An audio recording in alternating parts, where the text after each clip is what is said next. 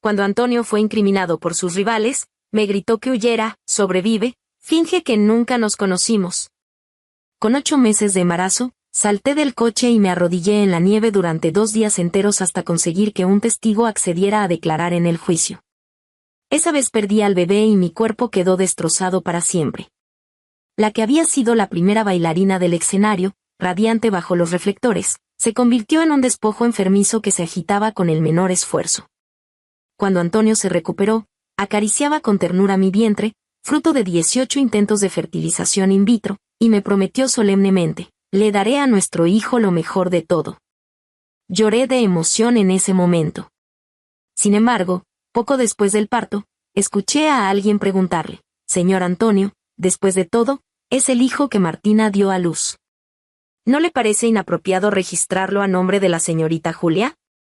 Antonio miró con ternura a Julia, quien sostenía al bebé, y respondió con desdén: «Cuando tuve problemas, ella estuvo dispuesta a dar su vida. ¿Crees que le importará un niño? Además, ya perdió un hijo antes, uno más no hace diferencia. En el peor de los casos, nos separamos. Total, ni siquiera nos hemos casado». Afuera de la habitación del hospital, reprimiendo el dolor abdominal postparto, me di la vuelta y me fui. Si aún no nos habíamos casado, entonces que esto termine aquí. Regresé tambaleándome a mi habitación, temblando sin control. La enfermera me ofreció rápidamente analgésicos. Apenas los había tomado cuando se abrió la puerta. Antonio entró, seguido de Julia, radiante en un vestido rojo. «¿Cómo te sientes, hermana?» «¿Ya estás mejor?», preguntó Julia con aparente preocupación, mientras pellizcaba suavemente la mejilla del bebé en sus brazos. Miré fijamente el rostro dormido del pequeño, las palabras de Antonio resonaban en mi mente, mi corazón se sentía aprisionado por una mano invisible. Antonio ni siquiera me miró. Inclinado levemente, toda su atención estaba en el niño. «Martina, acabas de tener un parto difícil, tu cuerpo aún no se recupera», dijo. «Llevaré a Leo a casa primero, las empleadas lo cuidarán». «¿Leo?», pregunté con voz temblorosa. Antonio hizo una pausa, su expresión seguía fría. «Ya registré al niño a nombre de Julia. De ahora en adelante se llamará Leo». Julia le lanzó una mirada coqueta a Antonio y luego se volvió hacia mí. «Hermana, no te lo tomes a mal, Antonio solo piensa en el futuro del niño. Yo amaré a Leo como si fuera mi propio hijo». Mi cuerpo se cubrió de sudor frío, apreté las sábanas. «Pero me prometiste que el niño». «Eso fue antes, ahora cambié de opinión», me interrumpió Antonio, indiferente a mi dolor. «Julia viene de buena familia, es la primera bailarina de la compañía, es mejor para la educación y el futuro del niño. Aunque estuviste conmigo varios años, te garantizaré comida y techo, pero no esperes nada más». Antonio salió con Julia entre sus brazos. La puerta del hospital se cerró frente a mí. Sentí que toda mi sangre se congelaba. No podía entender cómo la persona que hace 2 meses acariciaba mi vientre embarazado y me hacía promesas había cambiado tan rápido. Él sabía perfectamente que por este niño había pasado por 18 intentos de fertilización in vitro, 3 embarazos químicos, e incluso que debido a complicaciones en el parto y hemorragia severa, tuvieron que extirparme el útero. Resulta que el hijo por el que arriesgué mi vida, al igual que yo misma, éramos solo nada más para él. El día que el chofer vino a recogerme, descubrí que toda la disposición de la villa había cambiado. Donde antes estaban mis cosas, ahora estaban las pertenencias de Julia. Las fotos de Antonio y yo en las paredes habían sido reemplazadas por fotografías de baile de Julia o imágenes íntimas de ella con Antonio. Llegó la hermana, llegó la voz dulce de Julia desde el segundo piso. Levanté la vista y la vi sosteniendo al bebé, de pie frente a lo que había sido mi habitación principal con Antonio. «Perdona, hermana, el bebé lloraba mucho y temí que te molestara, así que moví tus cosas allá», señaló el cuarto de servicio junto a la cocina. Antonio salió de la cocina, agitando un biberón, me miró con indiferencia. «El doctor dijo que aún estás tosiendo, no salgas de tu habitación a menos que sea necesario, no vayas a contagiar al niño». Sacudí la cabeza instintivamente. «Mi enfermedad no es contagiosa, puedes preguntarle al doctor». «Aunque la tos no sea contagiosa, has estado tomando medicamentos durante años, ¿Puedes garantizar que ninguna de tus enfermedades es contagiosa? Me quedé paralizada, viéndolo a él y a Julia alimentando juntos al bebé con ternura. ¿Está rico, Leo? ¿La leche que preparó papá o la que preparó mamá sabe mejor? La palabra mamá me hizo apretar los puños. Intenté subir las escaleras. Apenas había dado 2 pasos cuando escuché a Julia reír. Yo soy la mamá de Leo, ¿no te da vergüenza competir conmigo? Antonio también rió. Es mi culpa. Por supuesto que a quien Leo más ama es a mamá. Me detuve en seco, quise preguntarle, el niño lo di a luz yo, aunque esté registrado a nombre de Julia, ¿no debería ser yo su mamá? Pero antes de que pudiera hablar, una empleada me tapó la boca de repente. Martina, el señor y la señora están ocupados con el pequeño amo. ¿Qué pretendes? Ve a tu habitación y no causes problemas. Luché aterrada. Otra empleada me agarró la muñeca, entre las dos me arrastraron al cuarto de servicio. Al cerrar la puerta, vi a Julia lanzarme una sonrisa triunfante. Me encerraron todo el día. Solo cuando las empleadas se fueron, me acerqué sigilosamente a la cuna. Justo cuando mis dedos estaban a punto de tocar al niño, un grito furioso resonó sobre mi cabeza. Hermana, no toques a Leo. El bebé se asustó y comenzó a llorar. Julia lo levantó, pisoteando el suelo con ansiedad. Todavía estás tosiendo. ¿Cómo puedes tocar al niño? ¿Qué pasa si lo contagias? Antonio, que estaba en una reunión en el estudio, salió corriendo. Al ver al niño llorando, sin decir palabra me dio una bofetada. ¿No entiendes cuando te hablan? Te dije que te mantuvieras lejos del niño. ¿Sabes que el niño es delicado y cualquier descuido podría contagiarlo? 8 años juntos, era la primera vez que me golpeaba. Reprimiendo la tos, levanté la barbilla desafiante. Este es el hijo que yo di a luz. Antonio, hace 5 años, cuando perdí al primer bebé, me prometiste que protegerías mi derecho a ser madre. El niño lloró aún más fuerte. Antonio, con el rostro lívido, me agarró de la muñeca y me arrastró al estudio. Antes de cerrar la puerta, me dio otra bofetada. ¿El niño? Tienes el descaro de mencionar al primer bebé. Si Julia no me lo hubiera dicho, todavía estaría engañado. Hace 5 años el bebé ya estaba muerto en tu vientre. Solo montaste un teatro con un feto muerto para que me sintiera en deuda contigo toda la vida. Con cada acusación, un dolor agudo atravesó mis rodillas y pantorrillas, como si miles de hormigas me mordieran simultáneamente, un dolor penetrante. Me levanté con dificultad, mirándolo incrédula. Antonio, ¿crees que te estoy manipulando? Sus ojos ya estaban llenos de odio, cada palabra salía entre dientes apretados. ¿Acaso no es así? Por supuesto que no. Perdí al bebé después de estar arrodillada 2 días. Antonio, ¿prefieres creerle a Julia antes que a mí? Terminé de hablar y comencé a toser de nuevo, una tos que sacudía violentamente todo mi pecho, como si fuera a expulsar todos mis órganos. Él solo se quedó ahí parado frente a mí, esperando fríamente que terminara de toser. Solo cuando mi cara estaba completamente roja, dijo con frialdad, hubo un tiempo en que yo también te creí. Capítulo 2. El teléfono de Antonio sonó de repente. Dejó de mirarme y se alejó para atender la llamada. Me deslicé lentamente por la pared hasta quedar sentada en el suelo. Alcancé a escuchar vagamente que mencionaban mi nombre al otro lado de la línea. Luego me lanzó una mirada glacial. Es su viejo problema de siempre, con unos días de reposo se recupera. No necesita cirugía.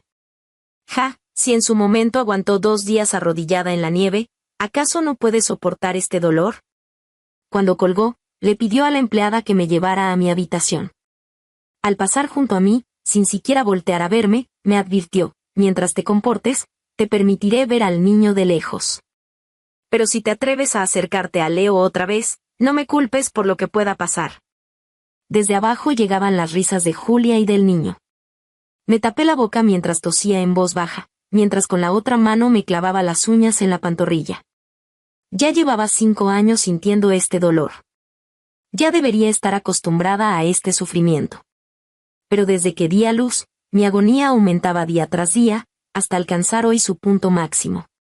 No sé cuánto tiempo pasó antes de despertar del dolor, con todo el cuerpo como sumergido en agua helada, sintiéndome terriblemente mal.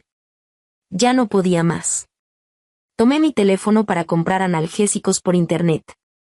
Pero al momento de pagar, descubrí que mi tarjeta adicional había sido bloqueada. Llamé urgentemente al asistente de Antonio.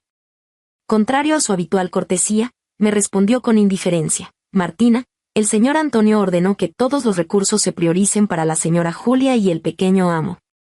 En estos años, el señor Antonio te ha comprado medicamentos por cientos de miles.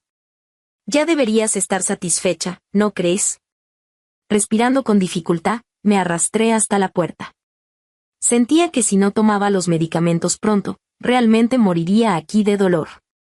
Pero no imaginé que la puerta del cuarto de servicio estuviera cerrada con llave. El terror inmenso intensificó mi sufrimiento. Golpeé la puerta con las palmas de mis manos, pero ni siquiera tenía fuerzas para gritar. De pronto, la puerta se abrió. Julia estaba en el umbral, con los brazos cruzados, mirándome desde arriba. ¿Todavía viva? ¡Qué resistente eres! Se hizo a un lado. No digas que no te ayudé. Antonio está en el jardín. Sin tiempo para pensar por qué de repente se mostraba tan amable, me apoyé en la pared para levantarme y caminé paso a paso hacia afuera. Apenas llegué a la puerta, escuché la voz sumisa de Antonio: Señor David, quédese tranquilo. Usted me salvó la vida en su momento. Yo cuidaré bien de Julia y la amaré toda la vida. Apreté el picaporte de la puerta y lo vi inclinarse repetidamente ante el vacío. Al colgar y girarse para verme, su alegría se transformó instantáneamente en frialdad glacial. ¿Quién te dio permiso de salir? Julia suspiró detrás de mí. Mi hermana me lo suplicó tanto, y dijo que Leo es su hijo biológico. No pude negarme. Agarré el borde de mi ropa y lo miré fijamente. Antonio, aquel año fui yo quien le rogó a David que interviniera. ¿Ya ni siquiera crees que te salvé la vida? Se burló. ¿Salvarte la vida? Fue David quien testificó, Julia quien le pidió el favor. ¿Qué mérito tienes tú? Pasó junto a mí y le dijo a Julia en voz baja: por tu bondad es que ella se ha atribuido ese mérito durante 5 años. Ya te lo dije, Leo es tu hijo, no tiene nada que ver con ella. Ya no pude contenerme más y grité con todas mis fuerzas: ¿olvidaste que estuve arrodillada en la nieve 2 días y 2 noches? Antonio abrazó a Julia con expresión helada. David me dijo personalmente que fue Julia quien se lo pidió. Tú solo representaste una escena antes de que él saliera. Martina, dejarte quedar en esta casa ya es más que generoso de mi parte. No sigas desafiando mis límites. Esas 2 frases fueron como espadas que me atravesaron el pecho. Finalmente, no pude más y caí hacia atrás. Con la conciencia nublada, vi a la niñera bajando corriendo desde el 2º piso. Señor Antonio, señora Julia, el pequeño amo tiene fiebre. Mi visión se tornó borrosa. Vi al niño en brazos de la niñera con el rostro enrojecido, los ojos cerrados, murmurando algo con sus labios. Antonio se alarmó de inmediato, tocó la frente del niño y su expresión cambió. Al hospital. Julia se precipitó hacia mí, emocionalmente alterada, y me empujó con fuerza: todo por tu culpa. Te dije que le contagiarías al niño, pero no escuchaste. Leo apenas cumplió su primer mes y ya lo contagiaste con tu enfermedad. Ahora estás contenta. Usó mucha fuerza. Mi nuca golpeó contra la pared y un líquido caliente comenzó a fluir. Con esfuerzo levanté la cabeza y vi a Antonio corriendo hacia afuera con el niño en brazos. Al pasar junto a mí, pareció no verme en absoluto. Solo se detuvo cuando, luchando, logré agarrar su tobillo. Antonio, por favor, llévame contigo. Suéltame. Me apartó de una patada, lleno de furia. Alguien que me ha mentido durante 5 años no merece ser la madre de Leo. Que alguien se lleve a esta loca y la encierre. Sin mi orden, nadie la deje salir. Esa patada me hizo caer nuevamente. El dolor en mi nuca y abdomen fue intenso. Solo pude ver impotente cómo Antonio salía por la puerta con el niño. Julia se acercó, se agachó y me susurró al oído: hermana, deja de resistirte. Con todas esas heridas y enfermedades, ¿cómo vas a criar a un niño? Gracias a ti, sin sufrir nada, obtuve un hijo con derechos de herencia. Las empleadas se acercaron para arrastrarme. Julia se puso de pie. Casi lo olvido. Antonio me pidió matrimonio. Mañana nos casamos por civil y el próximo mes será la boda. Se quitó un collar del cuello, del que colgaba una esfera transparente. Abrí los ojos de par en par y le grité desesperada, «Devuélvemelo. Es mío». Julia acarició suavemente la pequeña esfera mientras sonreía. «Me dijeron que son las cenizas de tu hijo que nació muerto. Antonio, recordando a su primer hijo, me lo regaló como anillo de compromiso. Dijo que yo, las cenizas y Leo somos todo su mundo». Terminó de hablar, aspiró por la nariz y las lágrimas comenzaron a caer por sus mejillas. Rugí intentando arrebatárselo, pero las empleadas me sujetaron con fuerza. Solo pude ver cómo salía por la puerta y se marchaba en el auto de Antonio. Hasta ese momento, todo lo que tenía me había abandonado. Solo me quedaban un cuerpo lleno de heridas y un corazón desesperanzado. Capítulo 3. Por la noche, Julia fue llamada a casa por David. Antonio regresó solo con Leo, que ya no tenía fiebre, y encontró la casa completamente a oscuras. Frunciendo el ceño, encendió las luces y llamó varias veces a las niñeras sin obtener respuesta. Dejó al niño en la cuna y subió a buscarlas. Después de revisar toda la casa sin encontrar a nadie, Antonio se sintió aún más irritado. Fue al estudio a buscar el contacto de la niñera, pero justo cuando iba a llamar, escuchó un ruido sospechoso proveniente de la habitación del bebé junto a la cocina. Un mal presentimiento lo invadió de inmediato y corrió hacia allí. La habitación estaba completamente vacía. No había rastro de mí. Al darse la vuelta, vio que la cuna también estaba vacía. Yo había desaparecido con el niño. A las 2 de la madrugada, cuando Julia llegó a la villa, Antonio estaba en el estudio hablando por teléfono, con una voz cargada de ira apenas contenida. «Envía a todos. Aunque tengan que remover cielo y tierra, encuéntrenlos». ¿Qué otra razón podría haber? Obviamente quiere sacar dinero otra vez. Martina se ha vuelto loca. No le bastó con engañarme a mí, ahora está usando a su propio hijo. Dicho esto, levantó furioso el teléfono para estrellarlo, pero Julia se apresuró a detenerlo. Aunque ya conocía la situación antes de venir, Julia fingió sorpresa. «Antonio, ¿qué está pasando?» En casa hay 6 niñeras, 2 nodrizas y 3 guardias de seguridad en el jardín.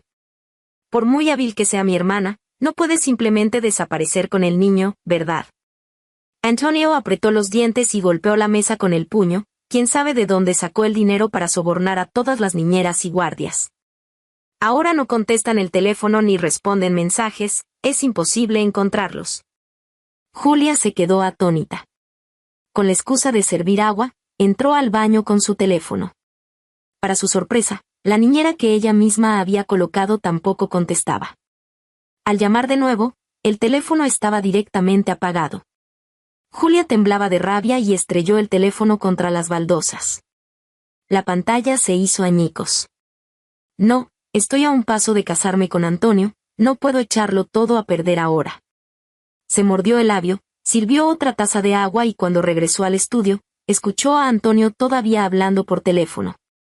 La madre de Martina murió hace tiempo, solo le queda un padre campesino. Busquen en su lugar de registro, tal vez se escondió allí con el niño. Además, vigilen a sus amigas.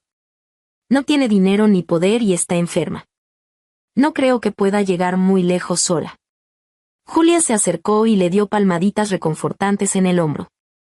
Cuando él colgó, se inclinó y le ofreció el agua con ternura. «Antonio, no te preocupes. Por más que haya hecho, mi hermana es la madre biológica de Leo. Estoy segura de que no le haría daño». Antonio suspiró. «Si Martina fuera la mitad de madura y sensata que tú, las cosas no habrían llegado a este punto. Julia, lo siento. No pude proteger a nuestro hijo». Julia se le llenaron los ojos de lágrimas, negó con la cabeza y lo abrazó. «Antonio, mi hermana no solo hace esto por dinero, también es porque todavía te ama. ¿Y si adelantamos la boda y difundimos la noticia? Eso la obligará a venir a buscarte con Leo». Mientras hablaba, Julia se secó las lágrimas sollozando. Esto puso a Antonio aún más ansioso y aceptó su idea.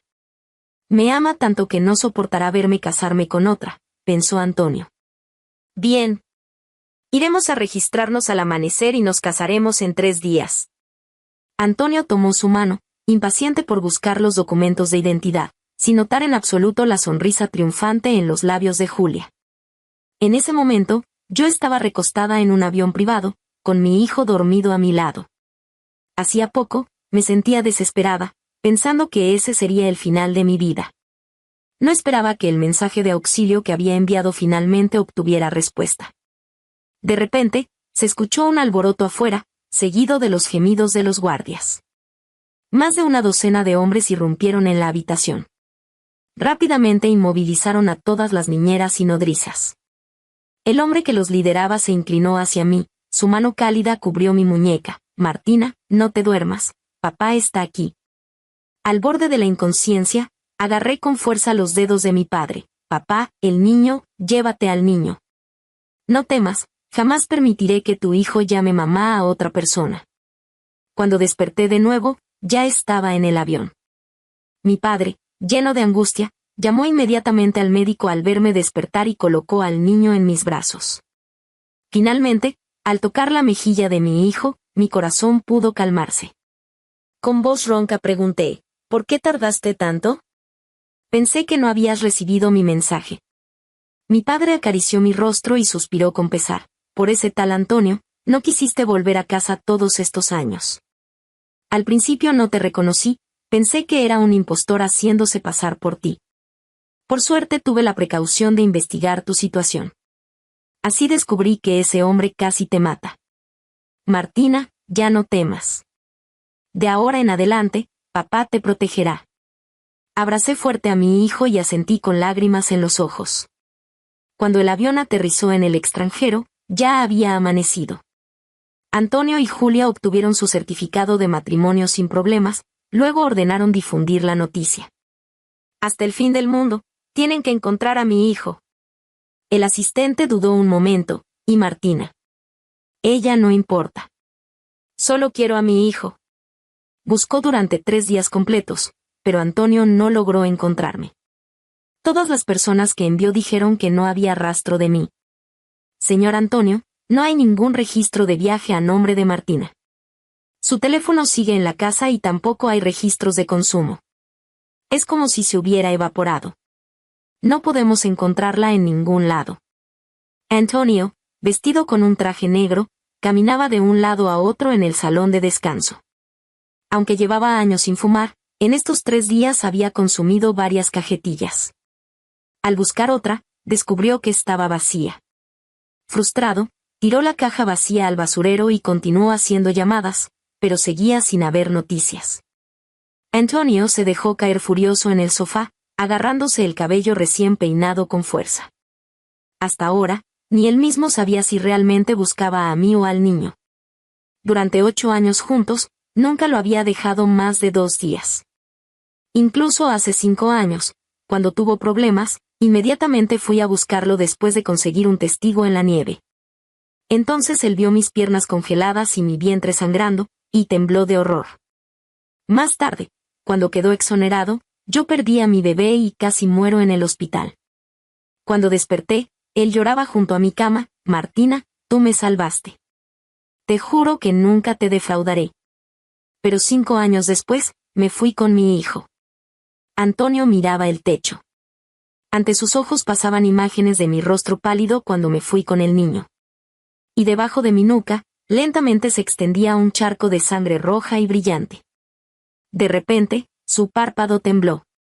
El teléfono sonó. Señor Antonio, mire rápido el enlace que le envié. Un estudio de danza en el extranjero publicó la silueta de una nueva profesora, y no sé por qué, me parece que es Martina. Antonio colgó rápidamente y abrió el enlace. La silueta se parecía cada vez más a mí. Su respiración se aceleró. Intentó frenéticamente buscar una foto mía en su galería para comparar, pero descubrió que después de seguir el consejo de Julia, había borrado todo rastro mío. Ahora no podía encontrar ni una sola fotografía. Lo que más lo aterrorizó fue que cuando intentó recordar mi sonrisa, mi expresión, solo apareció en su mente mi imagen débil y enferma, acostada en la cama, siempre con medicinas a mano. Señor Antonio, ¿lo vio? Es la señora Martina, ¿verdad? El asistente seguía preguntando al otro lado del teléfono. Antonio miraba fijamente la silueta y murmuró aturdido: yo, no estoy seguro. Hubo un silencio al otro lado, luego dijo: señor Antonio, le envié más fotos. Son de un paquete anónimo que llegó hoy a la compañía. Como hoy es su boda, temí que interfiriera y lo abrí por usted. Contiene, mejor véalo usted mismo. Capítulo 4. Al colgar el teléfono, Antonio sintió un mal presentimiento en el fondo de su corazón. Con manos temblorosas abrió las fotos y comenzó a revisarlas una por una. 10 minutos después, Julia, que había estado buscando al novio por todas partes, abrió la puerta del vestidor con un tono ligeramente molesto, apurándolo para que fuera a recibir a los invitados. Pero Antonio, con los ojos enrojecidos y lleno de furia asesina, la agarró del cuello. En la pantalla de su teléfono se veía claramente un informe médico. Julia, ¿no dijiste que aquel año, antes de que Martina se arrodillara, el bebé ya había muerto en su vientre? ¿Qué significa este informe médico? Claramente cuando ella fue al hospital, el bebé aún tenía latidos. Julia echó un vistazo apresurado al teléfono y luego se defendió con voz llorosa. Antonio, ¿de qué hablas? No entiendo. El doctor me dijo personalmente que su bebé ya no estaba. ¿Cómo iba a mentirte? Antonio la miró con ojos feroces, apretando cada vez más fuerte. Entonces dime el nombre del doctor, iré a verificarlo personalmente. No, yo, ya no lo recuerdo bien, fue hace 5 años, cof cof. El rostro de Julia se puso rojo, al borde de la asfixia, cuando de repente la puerta del vestidor se abrió de una patada y David irrumpió. Antonio, suelta a mi hija. Varios guardaespaldas se apresuraron a separar a Antonio, seguidos inmediatamente por los guardaespaldas de Antonio que también entraron. Los que debían ser novio y novia se habían convertido en adversarios en un instante. ¿Qué demonios pretendes hacer, Antonio? Fuiste tú quien rogó casarse con mi hija, y ahora la golpeas. Además, si no fuera porque mi hija me rogó que te salvara en aquel entonces, quién sabe si estarías en prisión o ya muerto en tu huida. La voz de David retumbaba con autoridad. Julia finalmente pudo respirar, pero no quería renunciar a esta boda. Entre toses, intentó persuadirlo: Antonio, no sé de dónde sacaste estas mentiras. Seguro que Martina no quiere que nos casemos y las inventó a propósito. No puedes caer en su trampa. ¿Ya lo olvidaste? Adelantamos la boda justamente para obligarla a aparecer. Antonio apretó el teléfono, mirando fijamente al padre e hija frente a él. Hubo un tiempo en que confiaba tanto en ellos, agradecido por haberle salvado la vida. Pero ahora, levantó el teléfono, señaló las imágenes de vigilancia y dijo entre dientes. Uno dice que fue su hija quien le rogó testificar, pero ese día Julia estaba en el extranjero, ni siquiera en el país. La otra dice que el bebé de Martina ya no estaba, y que ella solo se arrodilló un momento antes de atribuirse el mérito. Pero esta grabación muestra que estuvo arrodillada durante 2 días y 2 noches completas, y además el bebé aún estaba vivo. David, tengo que preguntarte, ¿testificaste en aquel entonces porque te lo rogó tu hija, porque Martina se arrodilló, o porque Martina denunció a la policía y te viste obligado a presentarte? Todo lo demás podría ser falso, pero las imágenes de vigilancia y el registro de ubicación de Julia no mentían. David miró a su hija con rostro demudado, luego las pruebas en el teléfono de Antonio, y tras un largo silencio, se aflojó la corbata y dijo: sí, me presenté porque ella denunció a la policía, ¿y qué? Fueron tus enemigos quienes casi te meten en prisión, fui yo quien testificó en la corte para librarte de la cárcel. Eso es un hecho. Finalmente, escuchando la verdad, la mente de Antonio quedó en blanco por un instante. Al siguiente segundo, recordó de repente que hace 5 años había firmado un aviso de estado crítico. Y esta vez, había firmado 2. Por este bebé, me pusieron innumerables inyecciones, arriesgué media vida para dar a luz. Pero tú no me preguntaste nada, ignoraste mi dolor y decepción, e insististe en registrar al bebé bajo el nombre de Julia. De repente, Antonio miró furiosamente a Julia: ¿me mentiste? ¿Te atreviste a mentirme? Julia ya estaba bañada en lágrimas. Aunque David la detenía, seguía gritando entre sollozos: Antonio, todo fue por amor. No quería perderte. Habíamos acordado que los tres viviríamos felices como familia. Nosotros, ya nos registramos civilmente. Sí, ya se habían registrado. Las piernas de Antonio cedieron y cayó sentado en el sofá. En sus oídos resonaba lo que había dicho con indiferencia poco después del parto de Martina. En el peor de los casos nos divorciamos, de todas formas no me registré con ella. Se amaron durante 8 años, y al final, él se registró civilmente con otra mujer. En el extranjero, el padre había encontrado el mejor equipo médico para Martina. Gracias a los millones que Antonio había invertido en tratamientos médicos para las secuelas que Martina había desarrollado a lo largo de los años, el equipo pudo encontrar rápidamente todos sus archivos y diseñar el plan de tratamiento más adecuado. 2 meses después, Martina finalmente pudo regresar al estudio de danza. Aunque sus movimientos aún eran algo inestables, completó una danza entera. Su padre le preguntó si tenía algún arrepentimiento. Ella abrazó al bebé y negó con la cabeza sonriendo. Seguía viva, el bebé estaba en sus brazos y había vuelto junto a su padre, ya no tenía arrepentimientos. Pero a veces, aún pensaba en Antonio. 2 meses atrás, su padre había recopilado todas las pruebas y las envió anónimamente a la empresa de Antonio. Después, su padre le trajo la grabación de vigilancia del vestidor para que viera la reacción de este hombre que había amado al descubrir la verdad. En el video, vio a Antonio rugir como enloquecido, agarrar a Julia del cuello, interrogar a David. También vio cómo ambos grupos se peleaban, especialmente Antonio, como si hubiera perdido la razón. Solo cuando David y Julia quedaron cubiertos de heridas, su padre hizo que alguien llamara a la policía. Todos fueron arrestados y llevados al centro de detención, la boda se canceló y cada uno quedó con antecedentes. Al final del video, Antonio fue el último en ser llevado por la policía. Tenía la marca de una bofetada de Julia en el rostro y apretaba fuertemente en su mano un collar manchado de sangre, cuyo dije contenía las cenizas de su primer hijo. Más tarde, su padre le contó a Martina que la familia de David ya había caído. Martina no preguntó cuánto había hecho exactamente su padre, ni averiguó sobre la situación de Antonio. Tenía el presentimiento de que volverían a encontrarse. Capítulo 5. 6 meses después, mientras Martina enseñaba danza a los niños en el estudio, escuchó que alguien la llamaba, Martina. Al voltearse, vio a Antonio de pie allí, el rostro demacrado, con profundas ojeras, el traje colgando holgado sobre su cuerpo adelgazado. Era el regalo de cumpleaños que ella le había comprado años atrás, ahorrando de su trabajo de medio tiempo.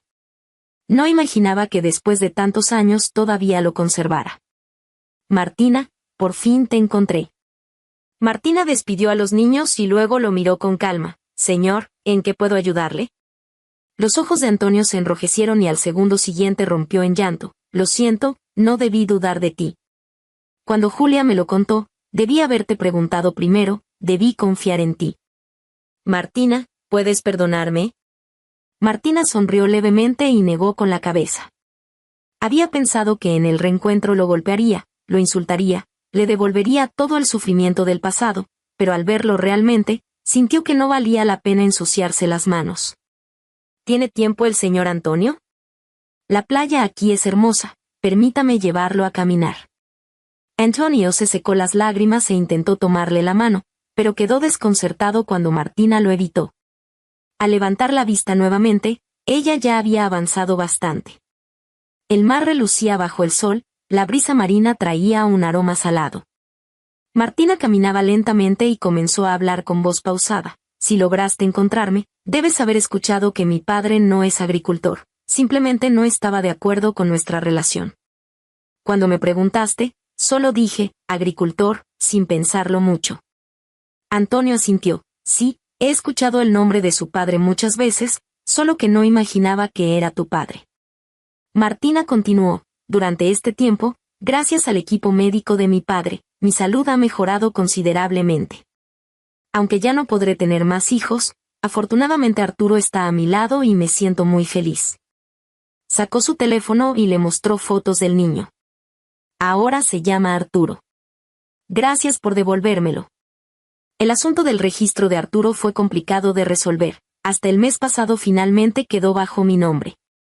Mi padre me contó que al principio Julia se negaba rotundamente a cederlo. Antonio peleó con ella un divorcio que duró varios meses hasta finalmente obtener la custodia del niño. Después, Antonio contactó a mi padre por iniciativa propia, expresando su deseo de devolvérmelo. Al volver a ver las fotos del niño, los ojos de Antonio se llenaron de una añoranza infinita, como si nunca pudiera mirar suficiente. Pasó mucho tiempo antes de asentir y decir, siempre fue tu hijo. Si no hubiera sido tan tonto en ese entonces, los tres aún estaríamos juntos. Martina, esto fue mi culpa de principio a fin. Entiendo completamente que no puedas perdonarme. Su voz era grave. ¿Pero podrías permitirme quedarme cerca de ti y del niño? Aunque solo sea para verlos de lejos. Guardé mi teléfono, mi voz calmada pero con una frialdad que no admitía réplica, no. Verte solo me haría recordar aquellos días de dolor. Me costó tanto escapar de esa pesadilla, no quiero volver a caer en ella. Antonio, regresa. No vuelvas a aparecer. Esta es la mejor decisión para la educación y el futuro de Arturo. Le devolví las mismas palabras que él una vez me dijo. El rostro de Antonio palideció al instante, el sudor frío resbaló de su frente, empapando su cuello. Según me contó mi padre, el mes pasado David se vengó de él, lo encerró y golpeó durante 3 días y 3 noches. Cuando lo rescataron, tenía la rodilla lesionada. Ahora, estar de pie por mucho tiempo le causa un dolor insoportable, exactamente igual que yo antes. Más tarde, Antonio se armó de valor y mandó recopilar evidencia de las manipulaciones bursátiles de David, enviándolo definitivamente a prisión. Julia fue a suplicarle. En ese momento, había una gran nevada en el país, y ella imitó lo que yo había hecho años atrás, arrodillándose en la nieve durante 2 días y 2 noches. Antonio no mostró compasión alguna. Solo cuando ella fue llevada al hospital por transeúntes, envió un mensaje a través de alguien. Ahora nos toca a nosotros experimentar el dolor que Martina vivió. Mi mirada recorrió las piernas ligeramente temblorosas de Antonio, deteniéndose finalmente en sus mejillas demacradas. Debo volver a clase. Di media vuelta para irme, pero él agarró el borde de mi ropa. Aunque el dolor ya lo había dejado sin fuerzas, logró preguntar con dificultad, ¿podría ver al niño? Negué con la cabeza, liberé suavemente mi ropa y seguí caminando. Al doblar la esquina, miré hacia atrás. Antonio seguía allí de pie. Sacó analgésicos de su bolsillo y los tragó. Su espalda encorvada se veía especialmente frágil bajo la luz del sol, como si el viento pudiera derribarlo en cualquier momento. Desde entonces, nunca volvió a aparecer. Solo que cada mes recibía una suma de dinero con la nota indemnización y manutención. Lo aceptaba todo y lo usaba para Arturo. Cuando Arturo cumplió 5 años, esa cantidad fija de dinero se convirtió en una suma enorme con centavos incluidos, junto con un sobre. En la carta estaba la letra de Antonio. Martina, voy a morir. Anoche tuve un sueño, soñé que no creí las palabras de Julia y elegí confiar en ti. Eché a Julia, te cuidé sin separarme ni un instante. En el sueño, los 3 éramos muy felices, tal como te lo prometí hace 5 años. Pero al despertar del sueño, sigo solo, espiando una culpa que nunca podré redimir. Adiós, Martina. Que tú y Arturo sean felices. En la próxima vida, no te fallaré. Sacudí suavemente el sobre y cayó el collar que contenía las cenizas del otro niño. Este había sido el último recuerdo preciado de Antonio, ahora me lo daba a mí. Detrás de mí escuché la voz de mi hijo pidiéndome que cortara el pastel. Respondí, guardé el sobre en el cajón, me puse el collar al cuello y me dirigí hacia él con paso firme. Antonio, en la próxima vida, no volvamos a encontrarnos. Si te gustó esta historia, por favor haz clic en suscribir a mi canal. Bienvenidos a nuestro canal de audiohistorias. Suscríbete y deja tu like para no perderte ninguna historia. Que disfrutes la historia. Hannah estaba sentada a la mesa en la acogedora, pero ahora tan extrañamente vacía, cocina. A través de las cortinas se filtraban suaves rayos de sol que iluminaban el papel tapiz descolorido y las esquinas desgastadas de la mesa donde ella y su hija, Chloe, tan a menudo tomaban el té mientras platicaban de todo. En sus manos, Hannah apretaba el teléfono, pegándoselo a la oreja como si eso pudiera acortar la distancia entre ella y su hija. La voz de Choe, sonora y llena de vida, fluía desde el auricular, llenando la cocina con una calidez que tanta falta hacía. Mamá, no lo vas a creer. El papel tapiz de la sala es simplemente un desastre, reía Choe. Y Hana podía imaginar a su hija poniendo los ojos en blanco, de pie en medio de su nueva casa. Se está despegando por las esquinas, como si se estuviera burlando de mí a propósito. Y Alex, bueno, es un héroe, claro, pero con el pegamento es un completo desastre. Ayer se pasó toda la tarde quejándose. Hana sonrió, pero la sonrisa se desvaneció rápidamente, reemplazada por una punzante nostalgia. Se imaginó a Choe en su nueva casa, con el pelo revuelto, vistiendo una camiseta vieja manchada de pintura, y a Alex, cegaramente tratando de ocultar su irritación detrás de su habitual sonrisa bonachona. Esa imagen era tan viva, tan cercana y, al mismo tiempo, infinitamente lejana. Hacía 6 meses que Choe se había mudado, yéndose con su esposo a otra ciudad. Y desde entonces, la casa de Hana parecía haber perdido sus colores. Sin la risa sonora de su hija, sin su costumbre de tararear en voz baja, sin sus pasos apresurados sobre las crujientes tablas del suelo, la casa se sentía ajena, fría, casi sin vida. Hana desvió la mirada hacia una taza vacía que estaba sobre la mesa. Era la taza favorita de Choe, blanca con un ridículo dibujo de un gato con gafas, que su hija había traído de algún viaje. Mamá, es mi estilo, se reía cuando Hana bromeaba sobre su elección. Ahora la taza permanecía intacta, y Hana no se atrevía a guardarla en el armario, como si eso pudiera borrar definitivamente la presencia de su hija en la casa. Pasó un dedo por el borde de la taza, sintiendo un nudo en la garganta. Llama más seguido, hija, dijo Hana en voz baja, tratando de que no le temblara la voz. Los extraño tanto, a ti, a Alex, tu desorden, añadió con una leve sonrisa, intentando ocultar su melancolía. Oh, mamá, extrañas mis cosas tiradas por todas partes, respondió Choe con un reproche juguetón. No te preocupes, ya te haré un buen desorden cuando vaya de visita. Te prometo que pronto nos daremos una escapada. Alex ya está soñando con tus pasteles. Los estaré esperando, respondió Hana, y en su voz brilló una chispa de esperanza. Las palabras de Choe, tan simples y cálidas, disiparon por un momento la soledad, envolviendo su corazón en una luz suave. Pero tan pronto como su hija se despidió y el teléfono enmudeció, el silencio volvió a caer sobre Hana como un pesado manto. Dejó el teléfono y abrazó la taza con las manos, como si pudiera retener en ella el calor de la voz de Choe. En su memoria surgieron momentos que ahora parecían lejanos, casi irreales. Como ella y su hija hacían panqueques, discutiendo cuánta azúcar poner en la masa. Como Choe, todavía en la escuela, corría hacia ella con las rodillas raspadas, ocultando las lágrimas detrás de una valiente sonrisa.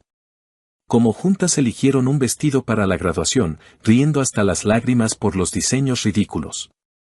Estos recuerdos eran a la vez dulces y dolorosos, porque acentuaban el vacío que había quedado tras la partida de su hija.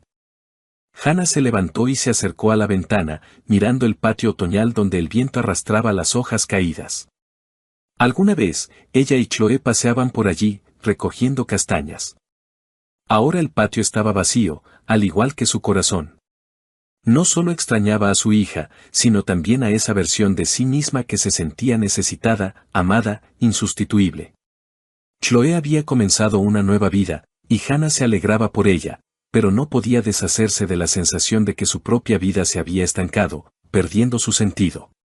De repente, un timbre agudo en la puerta rompió el silencio. Se sobresaltó, dejó su té a medio beber y se arregló instintivamente el cabello, alisando los mechones rebeldes que se habían escapado de su moño desordenado. Seguro es Brenda, que viene a pedir sal otra vez, pensó, recordando cómo su vecina del primer piso solía aparecer con el salero vacío y un montón de historias sobre su gato. Hana se levantó del sofá y caminó hacia la entrada. Al abrir la puerta, se quedó helada. En el umbral no estaba Brenda, sino un mensajero con una mirada cansada y un ramo de rosas rojas en las manos. Las flores eran espectaculares, brillantes, frescas, con pétalos aterciopelados de los que emanaba un aroma dulce, casi embriagador. Hannah se quedó desconcertada. Michael, su esposo, no era propenso a los gestos románticos. En 20 años de matrimonio, solo le había regalado flores en ocasiones especiales, como aniversarios o cumpleaños, y aún así, solía elegir modestos claveles o tulipanes. Un ramo tan exuberante de rosas parecía algo de otra vida, no de su realidad. Flores para usted. Adentro hay una nota, masculló el mensajero mientras le entregaba el ramo. Su voz sonaba indiferente, como si ya hubiera entregado 100 ramos iguales ese día y solo soñara con un descanso. Hannah aceptó las flores con vacilación, sintiendo como sus tallos fríos rozaban sus dedos. Murmuró unas palabras de agradecimiento, cerró la puerta y regresó a la sala, apretando el ramo contra su pecho. Su corazón latía un poco más rápido de lo normal. Una mezcla de sorpresa y una tímida alegría. ¿Quizás Michael había decidido sorprenderla? Quizás era su manera de recordarle que todavía la amaba, a pesar de sus conversaciones cada vez más escasas y la frialdad que se había instalado sigilosamente entre ellos en los últimos años. Puso el ramo sobre la mesa e inhaló el aroma de las rosas, cerrando los ojos. Por un instante, le pareció que era joven de nuevo, que Michael, como en los primeros años de su matrimonio, la esperaba al volver del trabajo con flores y una sonrisa. Pero al abrir los ojos, notó una pequeña tarjeta blanca atada con una cinta de satén que envolvía los tallos. Los dedos de Hannah temblaron cuando desató con cuidado la cinta y desdobló la nota. En la tarjeta, con una caligrafía pulcra, estaba escrito: «Te amo, Jessica». El nombre la golpeó como una bofetada. Jessica. Un nombre ajeno, desconocido, afilado como una cuchilla que se clavó en su corazón, dejando tras de sí un vacío helado. Hannah releyó la nota, esperando haberse equivocado, que fuera alguna broma o un error tipográfico. Pero las letras eran claras. Apretó la tarjeta con tanta fuerza que el papel se arrugó en su mano y se dejó caer en una silla, sintiendo que las rodillas le flaqueaban. Las rosas, que un minuto antes parecían un regalo, ahora lucían como una traición, una burla a sus esperanzas. Todo el día, Hannah intentó distraerse. Lavó los platos, reorganizó cosas, incluso encendió la televisión, pero sus pensamientos volvían a esas palabras: «Te amo, Jessica». ¿Quién era Jessica? ¿Por qué su nombre estaba en un ramo destinado a ella? Recordó el rostro de Michael, sus ojos cansados, su costumbre de permanecer en silencio durante la cena. Quizás simplemente se había equivocado al encargar las flores, pero en el fondo de su alma ya se agitaba una terrible sospecha que intentaba alejar. Cuando Michael regresó a casa por la noche, Hannah lo recibió en el vestíbulo. Él se quitó el abrigo, echó un vistazo a la mesa vacía y, sin notar el ramo, preguntó: «¿La cena estará lista pronto?». Hannah, en silencio, sacó del bolsillo la nota arrugada y se la extendió. Su mano temblaba y sus ojos buscaban en el rostro de él la verdad, alguna pista que la calmara o lo destruyera todo. «¿Qué es esto?», preguntó, y su voz, a pesar de su intento por sonar tranquila, se quebró traicioneramente. Michael tomó la nota, la leyó rápidamente y frunció el ceño. Por un instante, Hannah percibió confusión en su mirada, pero él se recompuso rápidamente. «Debe ser un error, Hannah», dijo, encogiéndose de hombros como si fuera una niñedad. Seguramente en la florería mezclaron los pedidos. Ahora llamo y lo aclaro. Sabes que yo no sé regalar ramos así. Sacó su teléfono y marcó el número de la florería, apartándose hacia la ventana. Hannah lo observaba, de pie junto a la mesa, con los brazos cruzados sobre el pecho, como si se protegiera de algo invisible.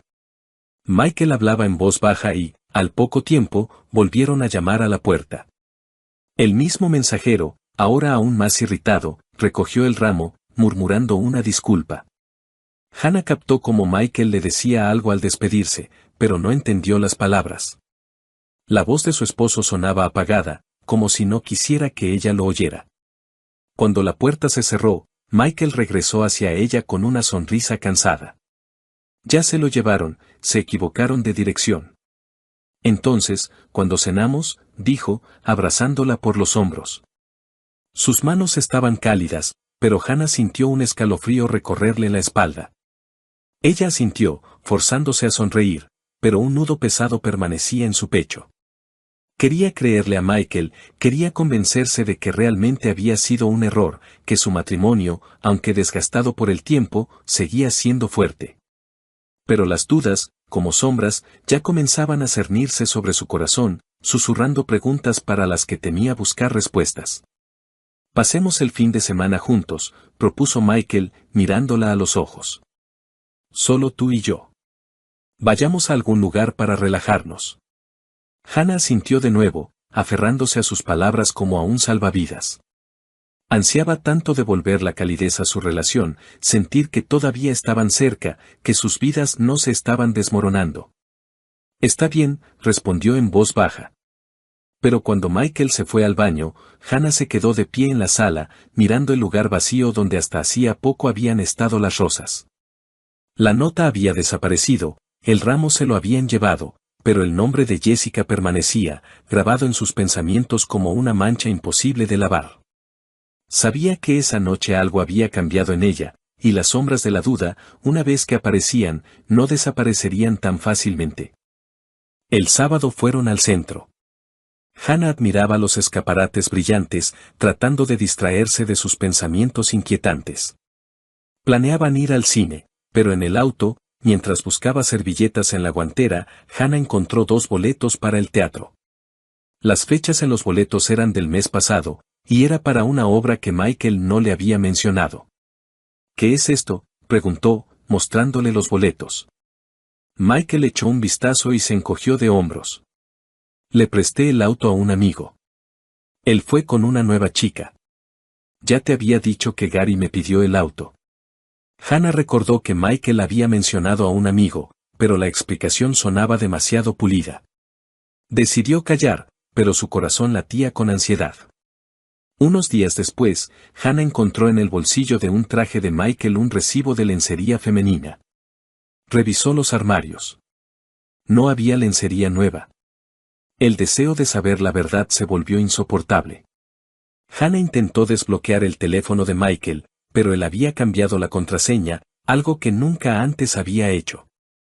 Esa noche, lo siguió cuando dijo que se quedaría hasta tarde en el trabajo. En una cafetería al otro lado de la calle de su oficina, vio a Michael con una mujer joven. Estaba embarazada, su mano descansaba sobre la de Michael, y él le sonreía como no le había sonreído a Hannah en mucho tiempo. Cuando la llave giró en la cerradura, Hannah se tensó. Lo había esperado toda la noche, anhelando una explicación, cualquier justificación para su extraño comportamiento. Pero cuando la puerta se abrió de par en par, el mundo de Hannah se hizo añicos. Michael no entró solo. Detrás de él, como salida de un melodrama barato, desfilaba una joven, alta, con rizos perfectamente peinados y una mirada arrogante. Su vestido rojo brillante gritaba confianza en sí misma, y su mano, colocada demostrativamente en el codo de Michael, parecía gritar, «Esto ahora es mío». Los ojos de la mujer, Heather, como se enteró más tarde, se encontraron con los de Hannah. Y en esa mirada había tanto desafío que Hannah sintió como la sangre le hervía en las venas. Michael se detuvo en medio de la sala, se ajustó el cuello de la camisa y, sin mirar a Hannah a los ojos, soltó, como si lo hubiera ensayado frente al espejo, «Hannah, esta es Heather. Hace tiempo que quería decírtelo. Vamos a vivir juntos. Heather está embarazada de mí. Lo siento». Su voz era fría como un viento helado en enero, pero no se detuvo, decidido a rematarla, «Y tú, bueno, vete a la casa de campo. El aire fresco te sentará bien, podrás regar tus florecitas allí». Hannah se quedó paralizada, como si alguien hubiera silenciado el sonido en la habitación. Su mente se negaba a aceptar las palabras que acababa de pronunciar su esposo, el hombre con el que había compartido 20 años de vida, cama, sueños, una hipoteca, la casa de campo, las florecitas. ¿Hablaba en serio? Miró a Heather, que estaba de pie, con la espalda orgullosamente erguida y una ligera sonrisa de suficiencia, como si ya estuviera eligiendo las cortinas para ese departamento. Y en ese momento, algo dentro de Hannah se rompió. El mundo no solo se derrumbó, explotó como una burbuja de jabón, dejando tras de sí solo furia, caliente, ciega y absolutamente incontrolable. «Florecitas», gritó Hannah, saltando del sofá con tal brusquedad que la taza de té voló al suelo, haciéndose añicos con un estruendo. Sus ojos lanzaban relámpagos mientras sus manos ya buscaban un arma.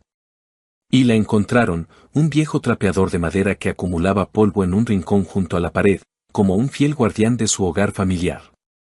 Hannah agarró el trapeador, apretándolo como si fuera la espada de la justicia, y con un grito de guerra digno de una valquiria, se abalanzó sobre Michael. «Largo de aquí, traidores», gritaba, blandiendo el trapeador con tal energía que silbaba en el aire como una hélice. Michael, que claramente no esperaba que su recatada esposa se convirtiera en una furia, retrocedió, tropezando con la mesa de centro. Heather, cuya confianza se había evaporado más rápido que la niebla matutina, soltó un chillido digno de una película de terror barata y retrocedió hacia la puerta, cubriéndose el vientre con las manos como si Hannah planeara un duelo de trapeadores. «Hannah, te has vuelto loca», gritó Michael, tratando de esquivar el trapeador que ya se cernía amenazadoramente sobre su cabeza. «Loca», rugió Hannah, lanzando una estocada que casi hizo caer a Michael al suelo. «Tú me hablas de la casa de campo, de las florecitas, y mientras tanto te revuelcas con esta mocosa». Heather emitió un chillido ofendido y corrió hacia la puerta, casi derribando el perchero en el vestíbulo. Michael, dándose cuenta de que la batalla estaba perdida, agarró a Heather del brazo y, como dos palomas asustadas, salieron volando del departamento, dejando tras de sí solo el sonido de una puerta cerrándose de golpe. Hannah, respirando con dificultad, arrojó el trapeador al suelo y cerró la puerta con un estruendo, girando la llave como si estuviera poniendo punto final a su matrimonio. Se apoyó de espaldas a la puerta y se deslizó lentamente hasta el suelo, sintiendo cómo la furia daba paso al dolor. Las lágrimas brotaron a raudales. En su cabeza, los recuerdos giraban como un torbellino. Su boda, cuando Michael bailó con ella bajo la lluvia, olvidándose de los invitados, el nacimiento de Choe, cuando él, llorando de felicidad, sostuvo a la pequeña en sus brazos, las promesas que le susurraba por las noches, jurando que estarían juntos para siempre. Todo eso había sido aplastado ahora por sus palabras, por su traición, por esa ridícula Heather con su vestido rojo. Se abrazó las rodillas, hundiendo el rostro en las manos, y lloró hasta que le dolió la garganta. La noche se extendió, interminable, como una pesadilla de la que era imposible despertar. Hannah abrazó una almohada que olía a su pasado compartido y trató de entender cómo su vida, tan familiar y querida, se había convertido en esta farsa absurda. En algún lugar en el fondo de su alma, todavía esperaba que fuera un sueño, que por la mañana Michael entrara con una sonrisa culpable y lo explicara todo. Pero su corazón conocía la verdad. La puerta que había cerrado de golpe ya no se abriría para él. ¿Y el trapeador? El trapeador ahora se convertiría en una leyenda. Por la mañana, apenas amanecía, Hannah llamó a Choe. Su voz temblaba mientras le contaba la traición de Michael. «Mamá, él no te merece», dijo Choe con firmeza. «Eres fuerte. Saldremos de esto. El divorcio es la única salida. Te encontraremos a alguien nuevo». Choe llegó unas horas después, abrazó a su madre y no la soltó hasta que dejó de llorar. Más tarde, llegó la amiga de Hannah, Linda, con una botella de vino y una caja de pasteles. «No estás sola, Hannah», dijo Linda, apretándole la mano. «Estamos contigo». Sus palabras, su calidez, se convirtieron para Hannah en un salvavidas en un mar de dolor. 2 semanas después, en una tarde fría y húmeda de otoño, Hannah oyó un timbre vacilante en la puerta. Estaba sentada en la sala, envuelta en una manta de lana, con un libro que no había podido leer. Sus pensamientos todavía giraban en torno a la traición de Michael. El timbre fue tímido, casi suplicante, y Hannah supo de inmediato quién estaba detrás de la puerta. Su corazón se encogió, pero no de dolor, sino de una fría determinación. Se levantó lentamente, se ajustó la manta y se dirigió a la puerta como un soldado que va a su última batalla. En el umbral estaba Michael. Su aspecto era patético, como el de un perro mojado abandonado bajo la lluvia. El abrigo estaba empapado, el pelo pegado a la frente, y su rostro, pálido y demacrado, parecía tallado en cera. Sus ojos, enrojecidos por la falta de sueño o las lágrimas, evitaban su mirada. En sus manos apretaba un ramo de crisantemos, no las lujosas rosas de aquel día fatídico, sino unas flores modestas y ligeramente marchitas. Como si hasta ellas supieran que su misión estaba condenada al fracaso. Hannah lo miró y en su pecho no se movió nada. Ni amor, ni lástima, solo un vacío resonante, como un eco en una casa abandonada. Hannah, perdóname, comenzó Michael, y su voz temblaba, quebrándose en un ronquido. Fui un idiota, ciego, estúpido. Heather, ella me engañó. El bebé no es mío. Ella lo planeó todo, quería mi departamento, mi dinero, mi vida. Pero me di cuenta de mi error. Se fue, volvió con su novio, y yo no puedo vivir sin ti. Dio un paso adelante, extendiendo el ramo como si fuera la llave de su perdón. Pero Hannah no se movió. Lo miró, al hombre que una vez amó tanto que estaba dispuesta a perdonarle todo, su silencio, su frialdad, su distanciamiento. Pero ahora, frente a ella había un extraño, cuyas palabras sonaban como un ruido vacío, como la lluvia tras la ventana que no conmueve el alma. Sus lágrimas, sus súplicas, no la afectaron. Parecían dirigidas a otra Hannah, a la que creía en su matrimonio, en su para siempre.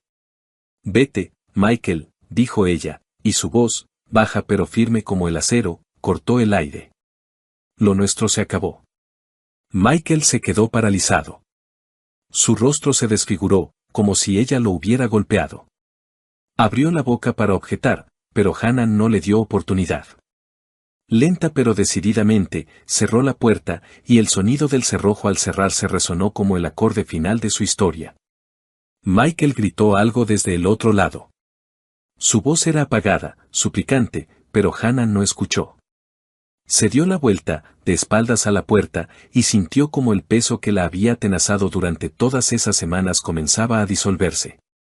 En las horas siguientes, Hannah actuó con una fría meticulosidad, como si realizara un ritual de purificación.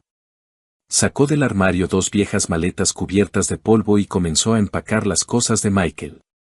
Sus camisas, cuidadosamente dobladas, olían a su colonia, y por un instante sus dedos vacilaron, pero apretó los dientes y continuó. Trajes, corbatas, calcetines, incluso su gorra de béisbol favorita con el logo de un equipo de fútbol.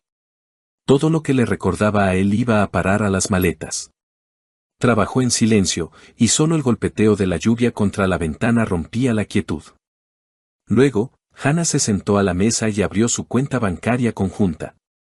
Los ahorros que habían acumulado durante años para una remodelación, para unas vacaciones, para un futuro que ya no existía, los dividió por la mitad. Transfirió la mitad a la cuenta de Michael, quedándose exactamente con lo que consideraba justo. Era su forma de poner punto final, de cortar el último hilo que los unía. Llamó a un taxi y dejó las maletas en el vestíbulo, como símbolo de que ya no había lugar para él en esa casa.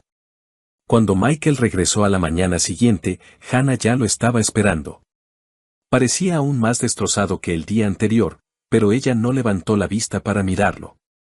En silencio, le entregó las maletas, le metió en la mano un sobre con la impresión de la transferencia de dinero y retrocedió, como si pusiera una barrera entre ellos. Adiós, dijo, y su voz estaba desprovista de emoción, como el viento de otoño que se lleva las últimas hojas. Michael intentó decir algo, pero Hannah cerró la puerta con tal fuerza que el marco tembló. Se quedó de pie, con las palmas apoyadas en la madera, y escuchó cómo sus pasos se alejaban, haciéndose cada vez más silenciosos hasta disolverse en el ruido de la lluvia. Y entonces, por primera vez en muchas semanas, sintió alivio, puro, casi tangible, como una bocanada de aire frío después de un largo bochorno. Hannah se acercó a la ventana y la abrió de par en par, dejando que el viento húmedo del otoño entrara en la habitación. La lluvia había cesado y, en el horizonte, donde el cielo se aclaraba, se adivinaba una nueva vida, sin mentiras, sin traición, sin el dolor que había llevado consigo durante tanto tiempo. Inhaló profundamente, sintiendo como sus pulmones se llenaban de libertad. El camino por delante no sería fácil, lo sabía. Pero tenía a Choe, cuya risa sonora todavía resonaba en su corazón. Y a Linda, cuyo apoyo era como un ancla en la tormenta. Y lo más importante, se tenía a sí misma, su fuerza, su voluntad, su capacidad para levantarse después de las caídas. Hannah miró su reflejo en el cristal y, por primera vez en mucho tiempo, sonrió. La sonrisa era débil, pero genuina, como el primer rayo de sol después de una larga noche. Su corazón, aunque roto, todavía latía, y eso era suficiente para empezar de nuevo. Pasaron 3 meses. Hannah, inspirada por el apoyo de Chloe y Linda, se decidió por un cambio. Aceptó la propuesta de su hija de mudarse a su ciudad, dejando atrás el viejo departamento con sus amargos recuerdos. Chloe, al ver cómo su madre revivía, le sugirió que aceptara un trabajo en su empresa, no por el dinero, sino para distraerse y sentirse útil. Así fue como Hannah conoció a Paul, el jefe de Chloe. Paul era un hombre con una sonrisa cálida y una voz tranquila, un viudo cuya vida también había estado marcada por la pérdida, pero no rota por ella. Sus primeros encuentros fueron casuales, un café en la oficina, conversaciones sobre libros, discusiones sobre proyectos de trabajo. Pero poco a poco, Hannah se dio cuenta de que esperaba esos encuentros, que su corazón, tanto tiempo atenazado por el dolor, comenzaba a descongelarse. Paul era atento pero no insistente, y su sinceridad hacía que Hannah se sintiera no solo como una mujer, sino como una persona cuya historia aún no había terminado. Un día, mientras Hannah y Paul paseaban por un parque nevado después del trabajo, él tomó su mano con delicadeza. Ella no se apartó, y en ese momento comprendió que estaba lista para abrir un nuevo capítulo. Su relación se desarrolló lenta pero naturalmente, como los arroyos de primavera que se abren paso a través del hielo. Chloe, al observar a su madre, resplandecía de felicidad, y Linda, cuando venía de visita, no se cansaba de bromear: Hannah, ahora eres como la heroína de una novela, de las cenizas al amor. Mientras tanto, Michael no se rendía. Un mes después de la ruptura, apareció de nuevo en el viejo departamento, pero solo encontró habitaciones vacías y nuevos inquilinos. Al enterarse por su hija de que Hannah se había mudado con Chloe, comenzó a escribirle largos mensajes llenos de arrepentimiento y promesas. Hannah, he cambiado. Me di cuenta de lo que perdí. Dame una oportunidad, le suplicaba en uno de los mensajes. Pero Hannah, al leer sus palabras, solo sentía cansancio. No respondía y pronto bloqueó su número, decidiendo que el pasado debía quedarse donde pertenece. Michael, enfrentado a su silencio, intentó llenar el vacío en su vida. Comenzó a buscar nuevas relaciones, prefiriendo a chicas jóvenes que, esperaba él, vieran en él no solo una billetera, sino a una persona. Frecuentaba cafés de moda, se registraba en sitios de citas, incluso cambió su guardarropa para parecer más joven. A veces le parecía encontrar sinceridad en los ojos de alguna compañera, pero la mayoría de las veces su interés se desvanecía tan pronto como quedaba claro que sus finanzas no eran tan grandes como esperaban. Michael no se lo admitía a sí mismo, pero en el fondo sabía que ninguno de esos encuentros podría reemplazar lo que había perdido al destruir a su familia. Hannah, en cambio, florecía. En la nueva ciudad, no solo encontró el amor, sino también a sí misma. Se inscribió en clases de cerámica, con las que había soñado en su juventud, y pasaba las tardes felizmente con Chloe y Alex, riendo de sus bromas. Paul se convirtió en parte de su vida y, un día, cuando le regaló un simple ramo de flores silvestres, Hannah sintió que su corazón se había liberado por completo de las sombras del pasado. De pie junto a la ventana en la casa de Chloe, mirando las calles nevadas, Hannah pensaba en lo lejos que había llegado desde aquella noche en que lloraba abrazada a una almohada. Michael, su traición, sus súplicas de perdón, todo eso se había convertido en un eco lejano. Ante ella había una nueva vida, llena de calidez, risas y oportunidades. Sonrió, apretando contra su pecho una taza de té caliente, y comprendió que su historia apenas comenzaba.